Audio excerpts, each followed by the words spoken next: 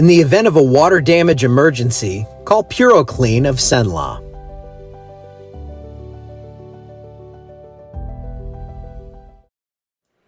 Hey everybody, good morning. There is the Toledo Bend camera this morning showing just beautifulness out there. It looks like a good day to be out on the water. Didn't get hardly anything yesterday. Yeah, we did. We got a solid shower here. I wasn't here at the house, but it definitely rained a good bit. And I was coming back from the Farm Bureau convention. I did announce yesterday that the winner of the Queens contest was actually from Grant Parish. That was Emma Dupree.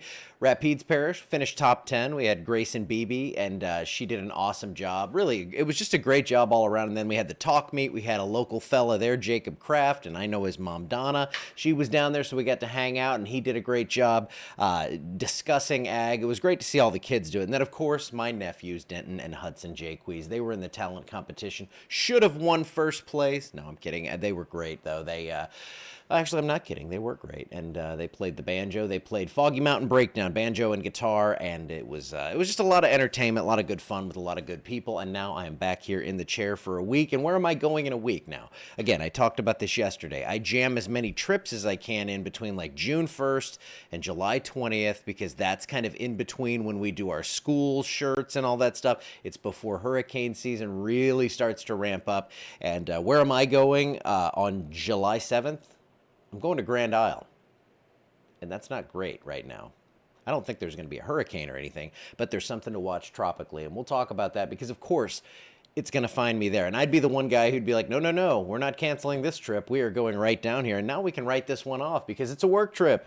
But hopefully we won't have to do that because I just want to fish. So this is Alexandria. Fair weather clouds out there this morning, and it looks like we'll see a few storms today. Kind of an interesting thing to look at on the motion of those storms, and I'll tell you about that in a second. You can kind of see how the flow around everything, there's the remnants of Barry moving into Mexico, and this is the flow. There's a little high pressure ridge at about 20,000 feet, and that is pretty much centered just offshore here. That's keeping everything kind of spiraling around that. So for today, we're going to see a little bit of a different motion on these storms as opposed to just kind of coming in on the sea breeze. Now, most of us saw a decent rain yesterday. Looks like out toward Otis, Heinston, that area. You might have missed out on this rainfall here, but had a decent shower here at home. Had some showers and storms all the way along that trek from New Orleans to Alexandria. It was pretty busy. I think we ran through like 12 different showers and saw some great lightning. Low to mid 80s. Isn't that weird? I get excited to drive through the craziness. You knew that, though. Here's your Smoothie King temperature. Smoothie King, help us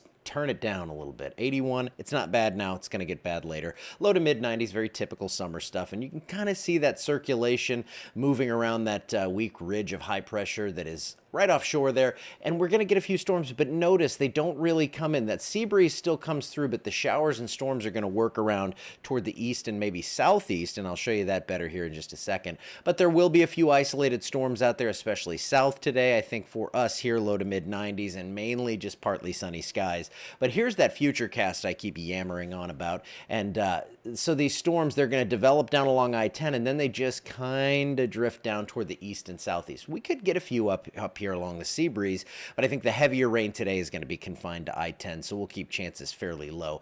Now, everything after sunset pretty much dissipates. The HRRR does try and generate one little cell at 11 o'clock, and if it does that, I will buy it a Coke. Okay, so here is Futurecast on the GFS model, and this is, in the summer, a lot of times I don't put it up because, it's like we have scattered storms every day. It doesn't really matter to show you that if it goes out for a week. In this case, though, here's that area of moisture that's going to be pooling off the coast of Florida. Just kind of festering there for several days. Now we're at Friday, and this operational run decides to develop something. Now there is some ensemble support. There are other models that are actually indicating this, so it's not just one crazy GFS run. So I will actually talk about it here. It's not like I'm going to hype cast on this one, but you see on this run here, nothing too crazy, but something firing up down there over the northern Gulf. This is going to push toward the west, and we'll see exactly what happens there. I say it's not definitively going to, but it is going to on this run. That is a common scenario on the GFS, so we'll just have to see where everything kind of sets up shop, because it looks like a high pressure ridge builds in, and it's going to kind of pinwheel whatever's out there onto the west. So marginal risk for severe weather today off to our north. I think we stay fairly free of the severe weather as our rain chances are pretty pretty low. But there is that tropical interest area, 20% risk of development, and I kind of lean toward it happening there in the northeastern Gulf as opposed to the western Atlantic, but we'll have to see how that goes. Just kind of got a broad brush risk there at 20% over the next 7 days, so it's not the highest risk we've ever seen. There are the remnants of Barry.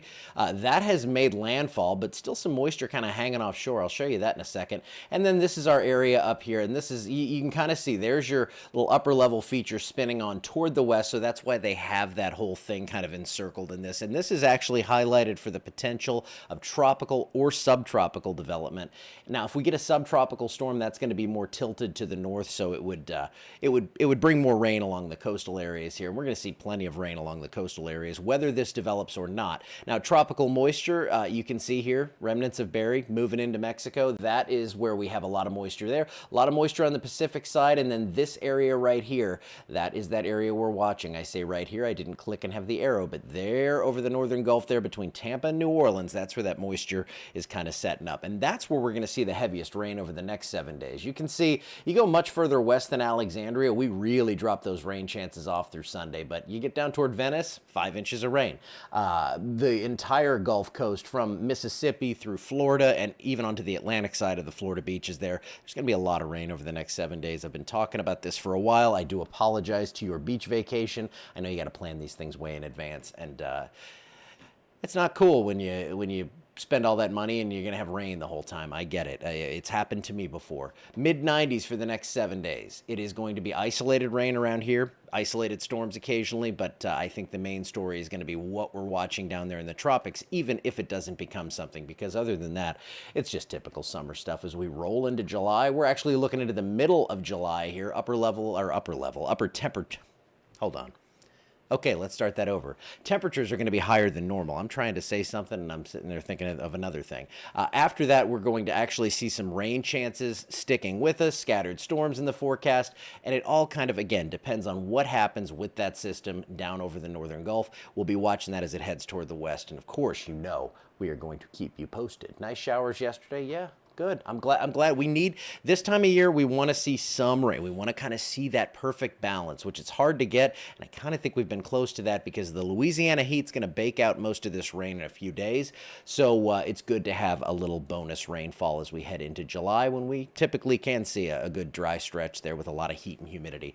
So that's it for today. I will see you back here tomorrow morning. We will discuss what's going on in the tropics, have a little more clarity as we get a little bit closer. But again, do not worry.